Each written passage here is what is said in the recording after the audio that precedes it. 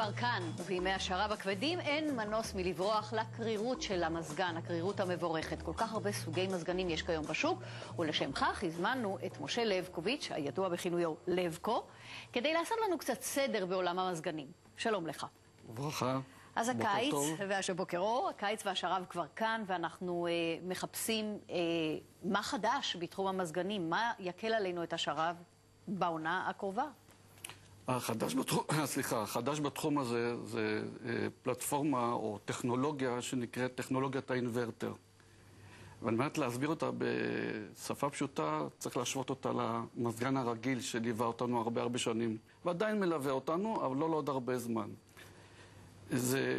המזגן הרגיל מבוסס על יחידת קירור חיצונית, שפועלת כל עוד יש לה דרישה בתוך הבית או חלל הממוזג, ומפסיקה לעבוד ברגע שהפיקוד של המזגן מזהה שהגענו לטמפרטורה רצויה. בקיץ הבית מתחיל להתחמם מחדש, היחידה החיצונית נכנסת שוב פעם לפעולה, וכל עוד היא פועלת ב-100% התפוקה שלה. הטכנולוגיה של האינוורטר מבוססת על יחידה חיצונית שמווסתת את תפוקת הקור בהתאם לדרישה בבית. זה משול, הייתי ממשיל את זה לעולם הרכב. דמיינו לעצמכם שרכב נוסע ואמור לעצור בקו עצירה. והנהג לוחץ על הגז כל הזמן עד שהוא הגיע לקו עצירה, ואז הוא לוחץ על הברקס. האוטו החליק עדיין קדימה כמה מטרים טובים. לחילופין, רכב אחר, נהג אחר, נוסע עם הרכב כלפי קו העצירה ומאט את הנסיעה של הרכב, ועד שיגיע לקו העצירה הוא יעצור בדיוק על קו העצירה. זה מה שקורה במזגן האינוורטר. הוא פשוט, ככל שהטמפרטורה בבית מתקרב לטמפרטורה הרצויה, הוא יעיט את הסיבובים שלו, יעיט את הקצב של העבודה. אני משערת שיש פה גם עניין של חיסכון בחשמל, אבל אנחנו נראה סרט, ואני משערת שהוא ידגים, תסביר עליו. מה אנחנו רואים פה?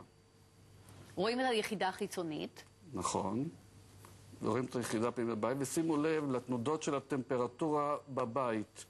כן. כאשר במזגן רגיל התנודות הללו הן הרבה יותר גדולות, בהשוואה לאינוורטר שהטמפרטורה מתייצבת. שימו לב שהטמפרטורה בפועל בבית היא בקו ישר. אז איך בעצם יודעים איזה מזגן מתאים לאיזו דירה? הרי יש עשרות מפתחים ויש עשרות סוגים של נפחים של מזגנים. קודם כל, לשם כך יש צורך באיש מקצוע. הוא בא ושופט את הנתונים הסביבתיים של הבית, ויותר מזה, שופט את המשפחה שגרה באותו בית. ובהתאם לכך הוא תופר את החליפה. עכשיו, היום יש לנו למעשה שתי משפחות כלליות של מזגנים. אחת זה הטכנולוגיה הישנה, ושם יש את המזגנים העיליים, ויש את המזגנים המיני-מרכזיים, ועל אותם מזגנים אפשר להשיג אותם הפלטפורמה החדשה, שיש לה הרבה יותר יתרונות בהשוואה למשפחה הישנה. מבחינת המבנה, או מבחינת המקום שזה תופס בתוך החלל, זה אותו שטח? זאת אומרת, עדיין זה יהיה מזגן עילי קטן? ולא רק. זה יכול להיות מזגן עילי, באינוורטר יש גם מזגנים בהתקנה סמויה. הרבה מעצבי פנים דוגלים באותם מזגנים סמויים, ואותם ניתן להשיג בטכנולוגיית האינוורטר. זאת אומרת שרואים מבחוץ רק פתחים, כל המזגן עצמו נמצא בתוך. נכון, זה קיים בטכנולוגיה הזו. כמובן גם מזגנים עיליים ומזגנים מיני-מרכזיים. אז מה ההבדל בין מזגן עילי ותחתי? למעשה המזגן הרצפתי, אני מניח שהתכוונת לזה. אני משערת כשקוראים לו רצפתי. זה אותו מזגן שמותקן על הקיר, רק סמוך לרצפה. זה דור שהולך ונעלם. פעם הוא היה מאוד נפוץ בארץ, ואפילו שילבו את זה עם פתח אחורי לחדר אחורי. זה כבר הולך ונעלם. היום שני הסוגים העיקריים זה אותו מזגן עילי והמזגן המיני-מרכזי. זאת אומרת, עדיין מוכרים רצפתיים, אבל הם כבר מעט מאוד. כי אין שטח רצפה, פשוט אין שטח רצפה. אז בואו נתרכז באמת בעיליים. העיליים זה המגוון הנפוץ ביותר.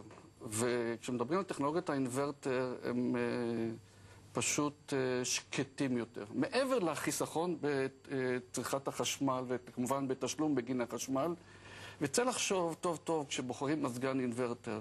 יש את ההשקעה הראשונה, שהיא כמובן גבוהה יותר בהשוואה למזגן מהטכנולוגיה הישנה, אבל כשמוסיפים לזה את השימוש בחשמל לאורך של 15 שנה, בסך הכל מקבלים הוצאה הרבה יותר נמוכה בהשוואה למזגן רגיל בטכנולוגיה הישנה.